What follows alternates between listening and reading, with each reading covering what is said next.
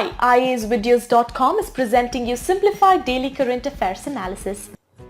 Disaster management. India is not completely ready.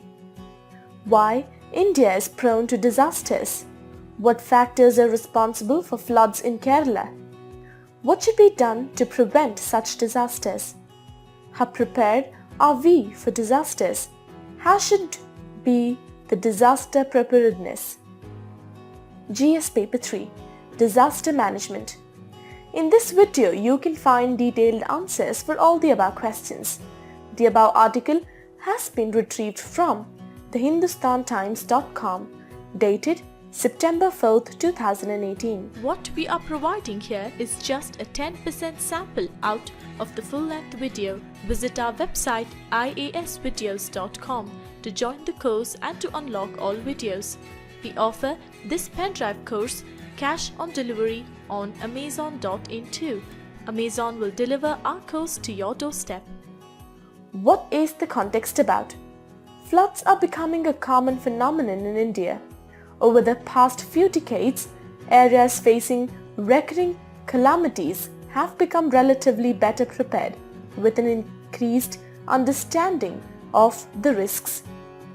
This does not hold true for areas that have not experienced a major calamity in the recent past. Ignoring all the safety guidelines, dwellings, factories and infrastructure facilities have been constructed in areas that are potentially vulnerable to natural hazards like floods. Why India is prone to disasters? India is prone to disasters. About 70% of its coastal areas are prone to tsunamis and cyclones. About 60% of its landmass vulnerable to earthquakes, and 12% of its land to floods. Multi-storied housing is booming in urban India, built on the framework of beams, pillars and brick walls.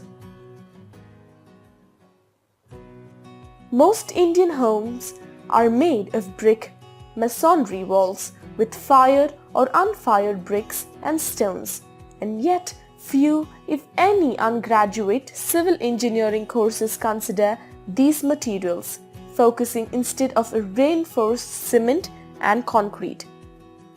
Earthquake engineering is taught as a specialization at just a few universities, leading to a serious shortage of retrofitting trained civil engineering manpower. What factors are responsible for floods in Kerala? Factors responsible for floods in Kerala are development of construction activity and illegal mining, whereas development causes to landslides. Diversion flow of river into another is also cause of floods in many times in Kerala. Unfollow the dam safety rules and regulations. In case of Idukki Dam, entire catchment area has encroached along with dam construction. Dam has emptied before pre-monsoon, which also can be preventive action. Rejection of various committee reports such as Madhav Gadgil, Kasturi Nagar.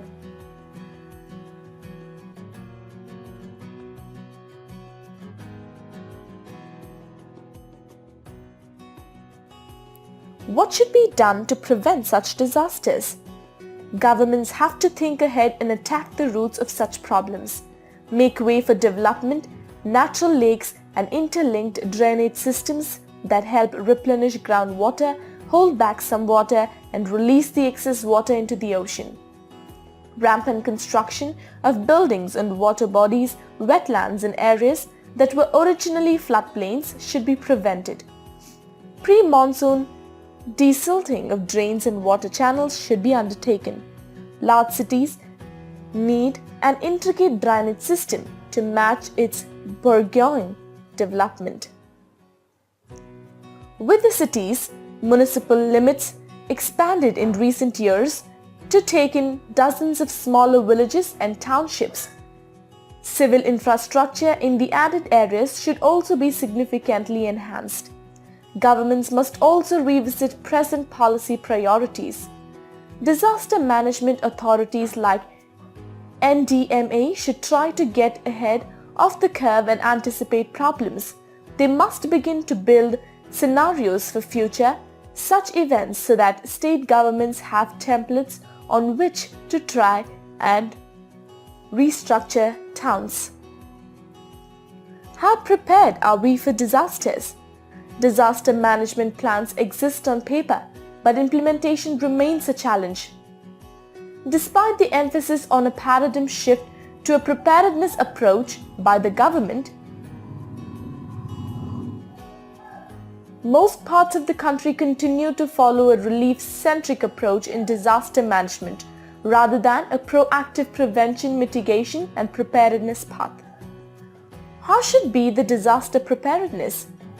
There is a need for investing in disaster preparedness and mitigation across the country, irrespective of whether any state has been hit by a disaster or not. India needs to adopt a collaborative approach where the roles of government, corporations, academia, civil societies and communities are recognized and all actors work hand in hand towards achieving disaster resilience.